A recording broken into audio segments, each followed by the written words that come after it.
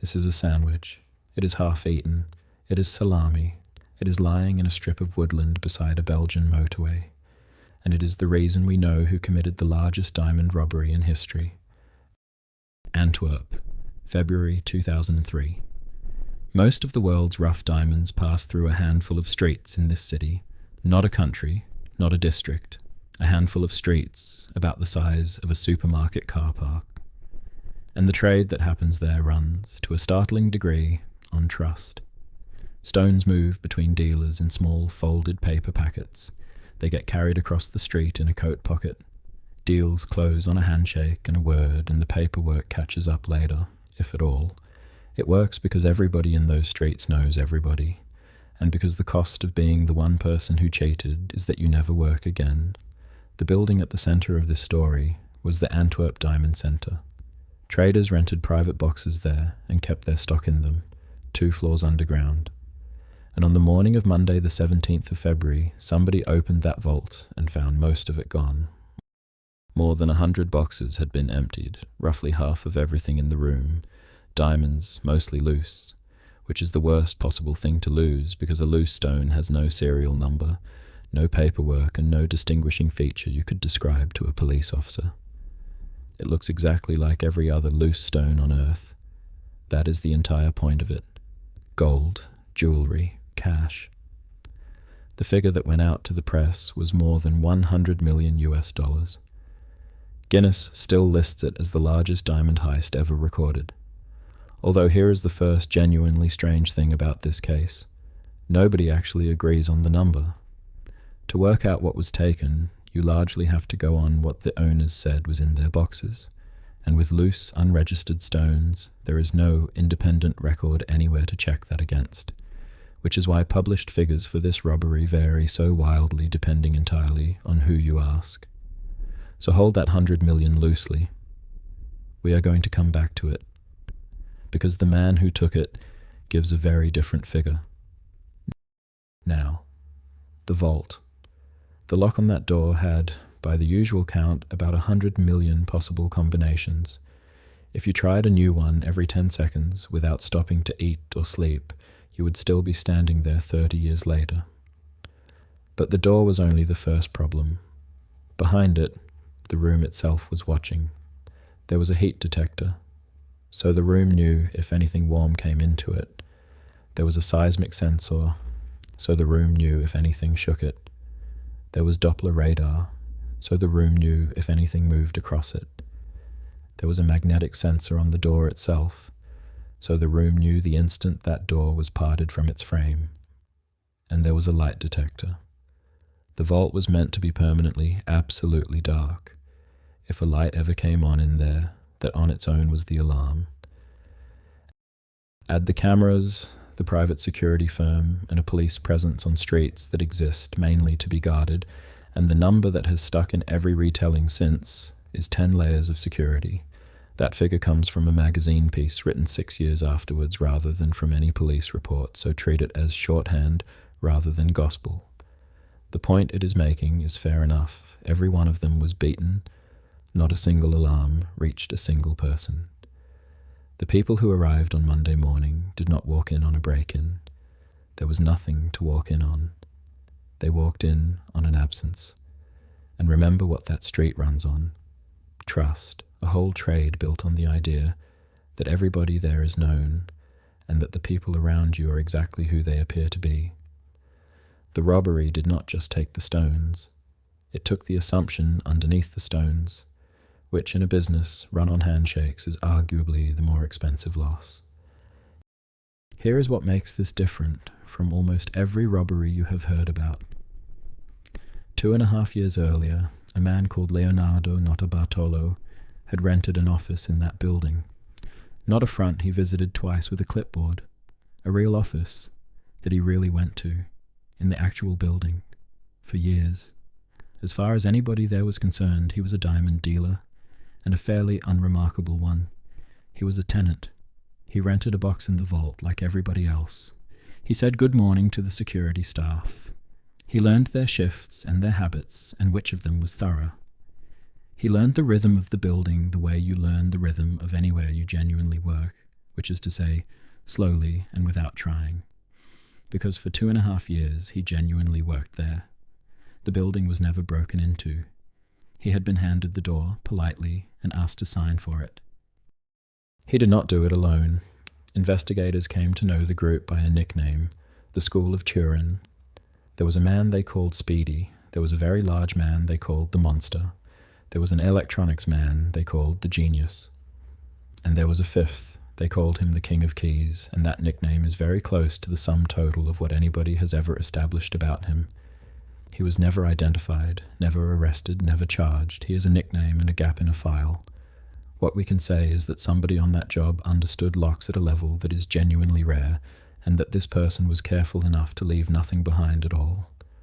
4 men went to prison, 1 did not, and the one who did not is the one who appears to have been best at this. On the weekend of the 15th and 16th of February 2003, they went in. I am not going to take you through how each censor was defeated. Not because it is secret, it has all been published. It is because there is no way to explain that which is not also a set of instructions, and this channel is not going to be that. What is worth saying is the character of it. The tools were ordinary, household things. Nothing on that list would make a shopkeeper look up. The clever part was never the equipment.